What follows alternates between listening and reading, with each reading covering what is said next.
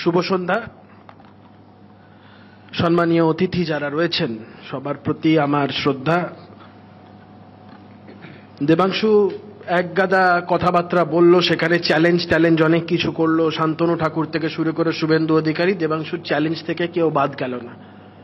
এখন এই দেবাংশু একটা সময় চ্যালেঞ্জ করেছিল, বলেছিল পাপোস হয়ে শুয়ে থাকবো, আমাকে ডিঙিয়ে কেউ যেতে পারবে না। তো সেই চ্যালেঞ্জের মর্যাদা তার নিজের দল রাখেনি, অন্যান্য নেতাদের কি চ্যালেঞ্জ করবে রে ভাই? লক্ষ্মী পাঁচালি পড়লো না কি পড়লো ভগবান জানে। আমার খুব একটা ইনফিরিয়ার কোয়ালিটির একটা র্যাপ মনে হলো, যেটার কোনো তাল ছন্দ কোনোর সাথেই কোনো কিছু মিল পেলাম না। যাই হোক, দেবাংশুর মনে হয় তখন 5 কি 6 বছর বয়স হবে। আমিও যে খুব একটা বড় ছিলাম সেই সময় নয়, তখন আমার খুব মেরে কেটে 12 বছর বয়স হবে। 12 বছর কি 14 বছর বয়স হবে। দেবাংশুর 6 কি 8 বছর বয়স হবে, আমি যে ভুল না করি। মমতা বন্দ্যোপাধ্যায় পার্লামেন্টের মধ্যে দাঁড়িয়ে, তখন লোকসভার ডেপুটি স্পিকারের নাম ছিল চরণজিৎ সিং আটওয়াল, অত্যন্ত ভদ্র একজন মানুষ। পাঞ্জাবের একটা সময় স্পিকার ছিলেন, খুব ভদ্র একজন মানুষ। মমতা বন্দ্যোপাধ্যায় বলতে চাইলেন, কিছু পয়েন্ট রেজ করলেন, তাকে বলতে দেওয়া হলো না, কারণ তিনি পদ্ধতি মেনে বলেননি বলে মমতা বন্দ্যোপাধ্যায় রেগে মেগে তেড়ে মেরে গিয়ে মুখে এক গুচ্ছ কাগজ ছুঁড়ে মারলেন। এখন যারা বয়স্ক মানুষজন রয়েছেন, যারা এই ঘটনাটাকে রিক্যাপিচুলেট করতে পারছেন, বা যারা রাজনৈতিক রিসার্চ ওয়ার্কটা খুব ভালো করে, বা যারা রাজনীতি নিয়ে চর্চা করে, সবারই মনে থাকার কথা সেদিন মমতা বন্দ্যোপাধ্যায়ের দাবিটা কি ছিল। মমতা বন্দ্যোপাধ্যায় পশ্চিমবঙ্গের ভোটার লিস্টে বাংলাদেশিদের যে দাপাদাপি, সেই দাপাদাপি নিয়ে সেদিন সরব ছিলেন। মমতা বন্দ্যোপাধ্যায় সেদিন দাঁড়িয়ে, মমতা বন্দ্যোপাধ্যায় সেই মমতা বন্দ্যোপাধ্যায়ের স্ট্যান্ডের সাথে আজকে দেবাংশুদের স্ট্যান্ডের মিল নেই, স্বয়ং মমতা বন্দ্যোপাধ্যায়ের নিজের স্ট্যান্ডের সাথে নিজে মিল নেই। কেমন যেন এটা গুলিয়ে যাচ্ছে বিষয়গুলো। দেখুন, ভারতীয় জনতা পার্টি, যদিও আমি ভারতীয় জনতা পার্টিতে 29শে ফেব্রুয়ারি 2024 সালে ভারতীয় জনতা পার্টিতে যোগদান করেছি, কিন্তু এটা নিয়ে বলতে আমার কোনো দ্বিধা বা দ্বন্দ্ব নেই যে ভারতীয় জনতা পার্টি যখন দুটো সাংসদ ছিল, তখনও তারা যেই আদর্শের ভিত্তিতে দাঁড়িয়ে যে কথাগুলো তারা বলেছে, আজকে ভারতবর্ষের বৃহত্তর রাজনৈতিক দল, বিশ্বের অন্যতম বৃহত্তর রাজনৈতিক দলে থাকার পরেও তাদের রাজনৈতিক যে মতাদর্শ এবং রাজনৈতিক যে ভিত্তি, সেই জায়গা থেকে তারা 1 ইঞ্চি তাদের নড়নচড়ন নেই। মূলত আমাদের যেটা বক্তব্য, কোন সুষ্ঠু স্বাভাবিক মানুষের, আমাদের বক্তব্য নির্বাচন কমিশন যেটা করছে তার প্রতি 100% তার প্রতি সহমর্মিতা রেখে সেই নির্বাচন কমিশনের বক্তব্যের সাথে একাত্ম হয়ে আমাদের একটাই বক্তব্য, যা হচ্ছে দেশহিতে হচ্ছে। কোন শুভবুদ্ধি সম্পন্ন মানুষ কথা বলতে পারে যে আমার দেশে বাংলাদেশি অনুপ্রবেশকারীরা আমার দেশের ভোটার লিস্ট থাকবে, ভোটার লিস্টে তাদের নাম থাকবে? কোন শুভবুদ্ধি সম্পন্ন, যার মাথাটা কাজ করছে, মাথাটা এখনো বিগড়ে যায়নি, যার মাথায় কোনোদিন দান্ডার বাড়ি টাড়ি পড়েনি, বা মাথায় কোনো রকম অন্যত্র কোনো কিছু হয়নি, যার বাংলা ভাষায় আমরা বলি যাদের এখনো তার কেটে যায়নি, সেই ধরনের মানুষ ছাড়া এখনো কে বলতে পারে যে আমার দেশের ভোটার লিস্টে বাংলাদেশি অনুপ্রবেশকারীরা থাকবে? কোন মানুষ বলতে পারে যে আমার দেশের ভোটার লিস্টে মৃত ভোটাররাও থাকবে? শ্রমিকদা বলেছিলেন, শ্রমিকদা দুঃখ পান, ওনার বাবা মা মৃত ভোটার, তারা মৃত অবস্থায় এসে ভোট দিয়ে চলে যান, শ্রমিকদার সাথে দেখা হয় না। আমাদের এমন কিছু বন্ধু বান্ধব আছে যাদের পরিবারে এমন অনেক আত্মীয় পরিজনরা আছে, শুধুমাত্র ভোটের দিন আছে, ভোট দিয়ে চলে যায়, খুব মন খারাপ হয়, তাদের দেখা হয় না। আমার এমন অনেক চেনা জানা বন্ধু বান্ধবরা আছে, তাদের পরিবারের লোকজনেরা কেউ ব্যাঙ্গালোর, মুম্বাই, অন্যান্য জায়গায় থাকে, ভোটের দিন আসে, ভোট দেয়, বাড়িতে পর্যন্ত যায় না, ট্রেনের টিকিটও কাটে না, প্লেনের টিকিটও কাটে না, আকাশে মনে হয় উড়ে উড়ে আসে, ভোটটা দিয়ে চলে যায়। এখন কোন শুভবুদ্ধি সম্পন্ন মানুষ কথা বলতে পারে যে ডবল এন্ট্রি, ট্রিপল এন্ট্রি যারা ভোটার আছে তাদের ভোটার লিস্টে তাদের নামটা একটা স্বচ্ছভাবে থাকুক, যে কোনো এক জায়গায় থাকুক? এর সাথে কোন মানুষের দ্বিমত থাকতে পারে বলে আমার তো জানা নেই। দেখুন, আমি রাজনীতিতে কনসেনসাসে খুব বিশ্বাসী। আসুন আমরা একটা কনসেনসাস তৈরি করি, দেবাংশু, আমি, আমরা সবাই, দীপশিতা, একটা কনসেনসাস তৈরি করি। আমরা বলি একসাথে যে পশ্চিমবঙ্গে একটাও অবৈধ ভোটার লিস্টে থাকবে না, এটা সবাই মিলে একসাথে বলি। সাথে সাথে এটাও বলি যে কোনো বৈধ ভোটারের নাম বাদ যাবে না। আমার তো বলতে এটা কোথাও দ্বিধা বা দ্বন্দ্ব কোথাও নেই, তাহলে অসুবিধাটা কোথায়? আমি আস্তে আস্তে খুব সুন্দর একটা গান শুনছিলাম, এপারে থাকবো আমি, তুমি রইবে ওপারে, শুধু আমার 2 চোখ ভরে দেখবো তোমারে। এত বাংলাদেশিদের প্রতি যদি প্রীতি থাকে, 2 চোখ ভরে দেখো, মনে মনে ভালোবাসো, কি দরকার আছে এখানে ভোটার তালিকায় তাদের ভিড় বাড়ি? আমার কথা হচ্ছে পশ্চিমবঙ্গের ভোটার তালিকায়, ভারতবর্ষের বিভিন্ন রাজ্যের ভোটার তালিকায় ভারতীয়রা থাকবে, সেই রাজ্যের বাসিন্দারা থাকবে। অন্য জায়গা থেকে লোকজন এনে ভিড় করার কি প্রয়োজন? এই স্পষ্ট কথার মধ্যে তো কোনো কষ্ট নেই। এই যে বিহারে সদ্য সমাপ্ত নির্বাচন, এই যে দেবাংশু বলছিল বহু বিরোধী ভোটারদের নাকি কেটে বাদ দিয়ে দেওয়া হয়েছে, বলছি কটা লোক মামলা করে বলেছে যে আমরা এরকম ভোটার ছিলাম, বৈধ ভোটার, আমাদেরকে বাদ দিয়ে দিয়েছে। প্রভিশনগুলো হয়তো তাদের জানা নেই। এই যে খসড়া ভোটার তালিকা যখন তৈরি হবে তারপরে তাদের একটা অ্যাপিল করার প্রভিশন আছে। সুপ্রিম কোর্টে এই নিয়ে যখন মামলা হয়েছে, জাস্টিস সূর্যকান্ত এবং জাস্টিস জয়মাল্য বাগচির ডিভিশন বেঞ্চে একটা পয়েন্ট উঠেছিল। সেখানে সিনিয়র অ্যাডভোকেট অভিষেক মনু সিংভি বলেছিল বহু মানুষের কাছে ইনফরমেশন নেই, তাই তারা অ্যাপিল করতে পারছিল না। পাল্টা প্রত্যুত্তরে জাস্টিস সূর্যকান্ত বলেছিল অ্যাপিল না করতে পারার অন্যতম একটা প্রধান কারণ হচ্ছে they don't want to disclose their identity. একজন বাংলাদেশি সে অ্যাপিল করতে চাইবে? তার নিজের আইডেন্টিটি কখনো সে এক্সপোজ করতে চাইবে? আমরা এই কথাটাই বলছি। আমরা বলছি যদি কোনো বৈধ ভোটারের নাম তালিকা থেকে বাদ গিয়ে থাকে তারা অ্যাপিল করুক, আইন মেনে তাদের শুনানি হবে, হিয়ারিং এর শুনানি আছে, সেই অর্ডারে যদি তারা অ্যাগ্রিভড হয় appropriate course of law will follow. কিন্তু এর জন্য এত চিৎকার চিল্লামিল্লি করে কি দরকার? মমতা বন্দ্যোপাধ্যায় 2004-05 সালে যেই কথা বলছেন সেই কথার সাথে 100% আমরা সহমত পোষণ করে আমরা আজকের দিনে দাঁড়িয়ে এই কথা বলছি। কারণ পশ্চিমবঙ্গের সীমান্ত লাগোয়া যে জেলাগুলো, সেই জেলাগুলোর অবস্থা ভয়ঙ্কর।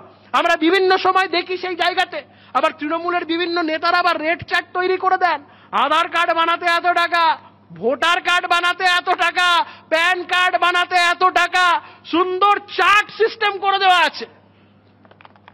আমরা শুধু প্রশ্ন করছি যে এই সিস্টেমটা কতদিন চলবে? অমিত শাহজি বারংবার করে বলেছেন দেশের স্বরাষ্ট্রমন্ত্রী হিসাবে একটাও যারা অনুপ্রবেশকারী, অবৈধ অনুপ্রবেশকারী, তাদেরকে আমরা ভারতবর্ষে টিকতে দেব না। মমতা বন্দ্যোপাধ্যায় কেন এই কথাটি বলতে পারেন না? মমতা বন্দ্যোপাধ্যায় খুব সচ্ছলভাবে, খুব সুন্দরভাবে হিন্দুদের অপমান করতে পারেন, মতুয়াদের, তাদের পরম পূজনীয় গুরুচাঁদ ঠাকুরকে গরুচাঁদ বলতে পারে। মমতা বন্দ্যোপাধ্যায় বারংবার হিন্দুদেরকে অপমান করে হিন্দু ধর্মকে গন্ধা ধর্ম বলতে পারে, কিন্তু একবারও মমতা বন্দ্যোপাধ্যায় কেন অনুপ্রবেশকারীদেরকে আমরা বাংলায় থাকতে দেব না, অনুপ্রবেশকারীদের আমরা বাংলা থেকে বিতাড়িত করব, এই কথা বলার সৎসাহস মমতা বন্দ্যোপাধ্যায়ের নেই কেন? বিএলওর উপরে একটা প্রেসার তৈরি হচ্ছে, আমরা সবটাই জানি, তারাও মানুষ, তাদের উপরে একটা এক্সেস কাজের একটা প্রেসার তৈরি হচ্ছে, কিন্তু মমতা বন্দ্যোপাধ্যায় এর জন্য দায়ী নেই। 1000 ডেটা এন্ট্রি অপারেটরকে কেন রাজ্য সরকার তারা নিতে চায়নি? তারা কেন এমপ্লয়মেন্ট দেয়নি? আমরা এই প্রশ্ন রাজ্য সরকারের কাছে করেছি। মমতা বন্দ্যোপাধ্যায় আজকে বিএলওদের নিয়ে কথা বলছে, যেখানে যে কেউ মারা যাচ্ছে, কিছু হচ্ছে, বলে যাচ্ছে এসআইআর এর জন্য মারা গেছে। পানিহাটিতে একজন মারা গেলেন, বলছেন সুইসাইড নোট লিখে গেছে, হাতের 4টে আঙুলই নেই। আমরা বললাম যে এটার ফরেনসিক তদন্ত হোক। আমরা বললাম ওই যে হ্যান্ডরাইটিং এক্সপার্টের কাছে পাঠিয়ে ওর স্পেসিমেন হ্যান্ডরাইটিং নিয়ে এটাকে পরীক্ষা করা হোক। তারপর থেকে দেখবেন শুনশান, সব চুপ, কেউ আর কথা বলছে না। তার আগে বলছিল গাছে বেঁধে পেটাবে, কেউ বলছিল রক্তগঙ্গা বইয়ে দেবে, কেউ বলছিল পানিহাটিতে শুভেন্দু অধিকারী সহ বিজেপি নেতাদের দেখলে গাছে বাঁধা হবে। তারপরে আমরা মিছিল করলাম, গাছে বাঁধার লোক তো ছেড়ে দিন, দড়িও পর্যন্ত দেখতে পেলাম না, যবে থেকে আমরা বললাম ওটার ফরেনসিক পরীক্ষা চাই।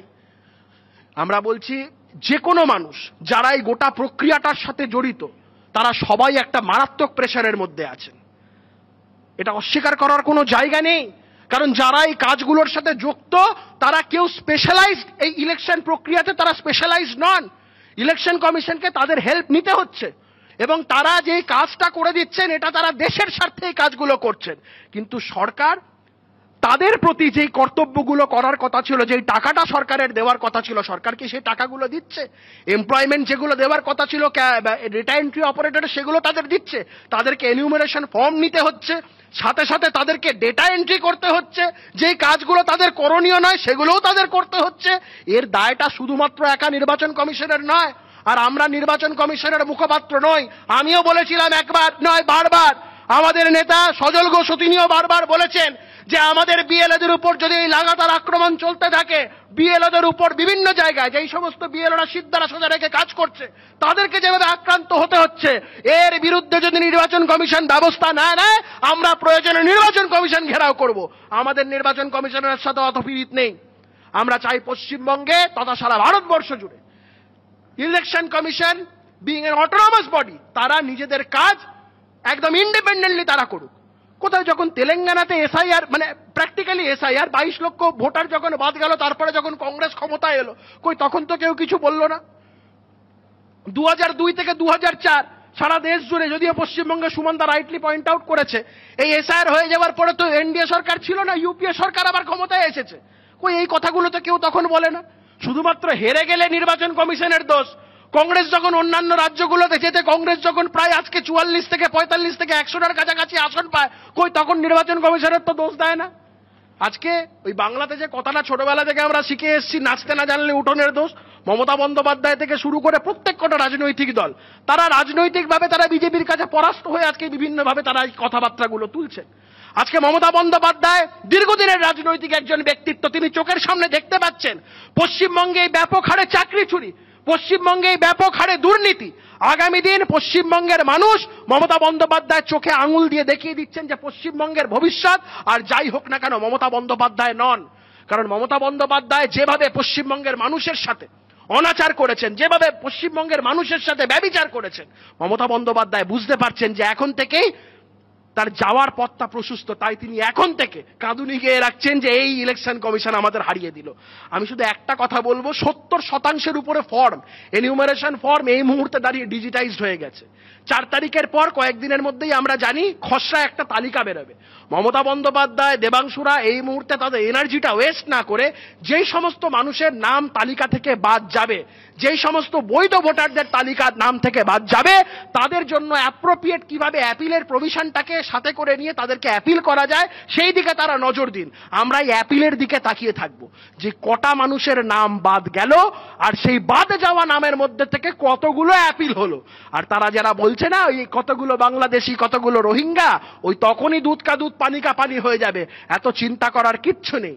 তাদের মনে এত বাংলাদেশি প্রীতি, তাদের মনে এত অনুপ্রবেশকারী প্রীতি, তারা এই নিয়েই থাকুক, এই ভালোবাসা নিয়েই তাদের পশ্চিমবঙ্গের মানুষকে দুহাত ভরে বিদায় জানিয়ে 2026 সালে চলে যেতে হবে। দেবাংশুও ভালো থাকুক, সকলেই ভালো থাকুক, মমতা বন্দ্যোপাধ্যায় ভালো থাকুক। আর আপনাদের সকলকে জানাই, পশ্চিমবঙ্গের 2026-এর নির্বাচন আমাদের কাছে, ভারতীয় জনতা পার্টির কাছে তথা পশ্চিমবঙ্গের প্রতিটা মানুষের কাছে শুধুমাত্র কোনো রাজনৈতিক নির্বাচন নয়। পশ্চিমবঙ্গের দিনের পর দিন যেভাবে আমরা একটা রসাতলের দিকে চলে যাচ্ছি, এই রসাতল থেকে পশ্চিমবঙ্গকে উদ্ধার করার একটা নির্বাচন। বাদবাকি তো নির্বাচনের সময় যত এগিয়ে আসবে তখন রাজনৈতিক দল, বিভিন্ন রাজনৈতিক দলের সাথে সাথে আমরাও আমাদের রাজনৈতিক যে প্রতিশ্রুতি বা আমরা আমাদের রাজনৈতিক যে বদ্ধপরিকর যে ভঙ্গিমা নিয়ে আমরা রাস্তায় নামবো। কিন্তু আজকের দিনে দাঁড়িয়ে একটাই আমাদের একটাই মোটো হওয়া উচিত যে আমাদের ভোটার তালিকা, আমাদের ভোটার লিস্ট সেটা সম্পূর্ণ ভেজাল, নির্ভেজাল হতে হবে। কোনো ভেজাল সেখানে থাকলে চলবে না। আসুন আমরা এই বিষয়ে একটা কনসেনসাস গড়ে তুলি। যারা এই বিষয়ে কনসেনসাস গড়ে তুলতে পারবে না, আমার মতে ভারতীয় হিসাবে তারা লজ্জার বস্তু। এবিপি আনন্দ, এগিয়ে থাকে, এগিয়ে রাখে।